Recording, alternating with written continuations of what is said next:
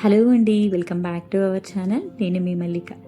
ఈరోజు మనం పల్లెటూరి స్టైల్లో కోడిగుడ్డు మునక్కాయ పులుసుని ఏ విధంగా ప్రిపేర్ చేయాలో చూద్దామండి. చాలా టేస్టీగా ఉంటుందండి. పిల్లల నుంచి పెద్దవాళ్ళ వరకు అందరూ ఇష్టంగా తింటారు. చాలా తక్కువ మసాలాలతో ఒక్కసారి ఈ విధంగా ట్రై చేసి చూడండి, అద్భుతంగా ఉంటుంది. ఇక లేట్ చేయకుండా ఈ టేస్టీ రెసిపీని ఏ విధంగా ప్రిపేర్ చేయాలో చూసేద్దాం పదండి. దానికంటే ముందుగా నాదొక చిన్న రిక్వెస్ట్ అండి. మన ఛానల్ని ఫస్ట్ టైం కనుక ఎవరైనా విజిట్ చేస్తుంటే ప్లీజ్ సబ్స్క్రైబ్ మై ఛానల్. దీనికోసం ముందుగా స్టవ్ వెలిగించుకొని బాండి పెట్టుకొని దాంట్లోకి ఒక 2-3 టేబుల్ స్పూన్ల ఆయిల్ వేసుకోండి. ఆయిల్ హీట్ అయిన తర్వాత 2 పెద్ద ఉల్లిపాయల్ని ఈ విధంగా సన్నగా పొడుగ్గా కట్ చేసుకొని వేసుకోండి. నేను ఇక్కడ మట్టి పాత్రలో చేస్తున్నానండి. నార్మల్ రెగ్యులర్గా చేసుకునే పాత్రల కంటే కూడా మట్టి పాత్రలు టేస్ట్ చాలా బాగుంటుందండి. అందులోనే కొద్దిగా ఉప్పు వేసుకొని ఉల్లిపాయ ముక్కలు చక్కగా గోల్డెన్ బ్రౌన్ కలర్ వచ్చేంత వరకు వేయించుకోవాలండి. చూస్తున్నారు కదా, ఈ విధంగా కొద్దిగా ఎర్రగా మారిన తర్వాత ఇందులోకి కొద్దిగా కరివేపాకు కూడా వేసుకొని చక్కగా ఎర్రగా అయ్యేంత వరకు వేయించుకోండి.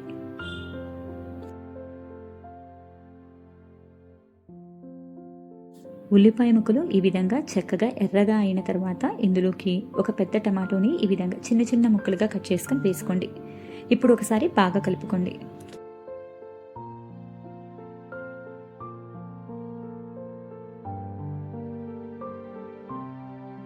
ఇప్పుడు ఇందులోకి ఒక 1/2 టేబుల్ స్పూన్ పసుపు, అలాగే 1.5 టేబుల్ స్పూన్ వరకు కారం వేసుకోండి. ఒక 2 టేబుల్ స్పూన్ల వరకు ధనియాల పౌడర్ వేసుకోండి. అంతేనండి, ఇందులో ఎటువంటి స్పైసెస్ కూడా మనం వేయటం లేదండి. ఈ విధంగా సింపుల్గా చేసుకోవచ్చు. అలాగే రుచికి తగ్గట్టుగా ఉప్పు కూడా వేసుకొని ఒకసారి బాగా కలుపుకొని టమాటా ముక్కలు మెత్తగా అయ్యేంత వరకు మీరు ఫ్రై చేసుకోవాలండి.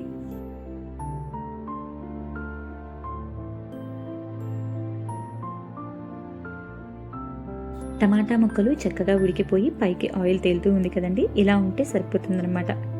ఇప్పుడు ఇందులోకి 2 పెద్ద మునక్కాయల్ని ఈ విధంగా చిన్న చిన్న ముక్కలుగా కట్ చేసుకొని వేసుకుందామండి. ఇప్పుడు ఒకసారి బాగా కలిపెట్టుకోండి.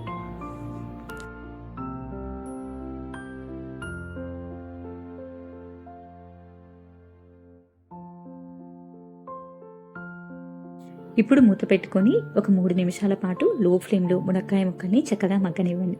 అవసరమైతే అప్పుడప్పుడు మధ్య మధ్యలో కలుపుకుంటూ ఉండండి. మీకు ఇక్కడ చూపిస్తున్నాను చూడండి, మునక్కాయ ముక్కలు కొద్దిగా మగ్గనియండి. ఇప్పుడు ఒకసారి బాగా కలబెట్టుకోండి.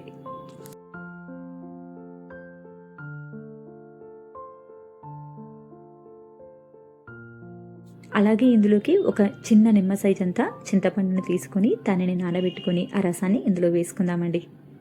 ఇలా బాగా పిప్పి అనేది ఏమీ లేకుండా రసం మాత్రమే వేసుకోండి.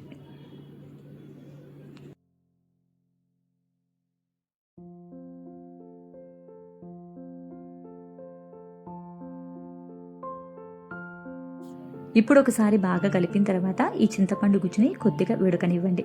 ఇది కొంచెం వేగిన తర్వాత ఇందులోకి 1 గ్లాసు నీళ్లు పోసుకోండి. గ్రేవీకి తగ్గట్టుగా మీరు నీళ్ళని అడ్జస్ట్ చేసుకోవచ్చండి.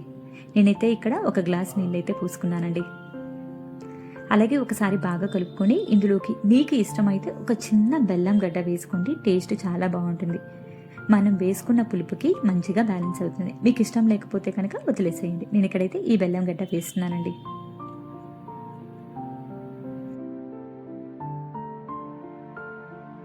అలాగే ఇందులోకి ఉడికించిన కోడిగుడ్లు కూడా వేసుకుందామండి. ఈ గుడ్లు వేసుకునేటప్పుడు మీరు చక్కగా ఘాట్లు పెట్టుకొని వేసుకున్నారనుకోండి, ఈ పులుసు మొత్తం కూడా ఈ గుడ్లకు పట్టి తినేటప్పుడు మంచి ఫ్లేవర్తో ఉంటాయండి. ఈ విధంగా ఘాట్లు పెట్టుకుంటూ వేసుకోండి.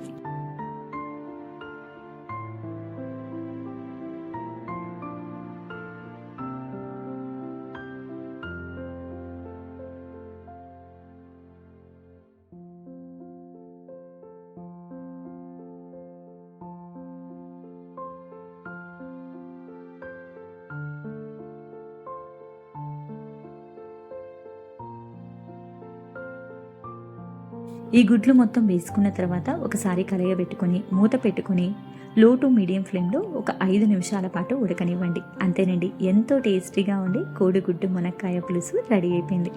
ఒక్కసారి ఈ సింపుల్ పద్ధతిలో మీరు కూడా ఒకసారి ట్రై చేసి ఎలా వచ్చిందో కామెంట్ చేయండి.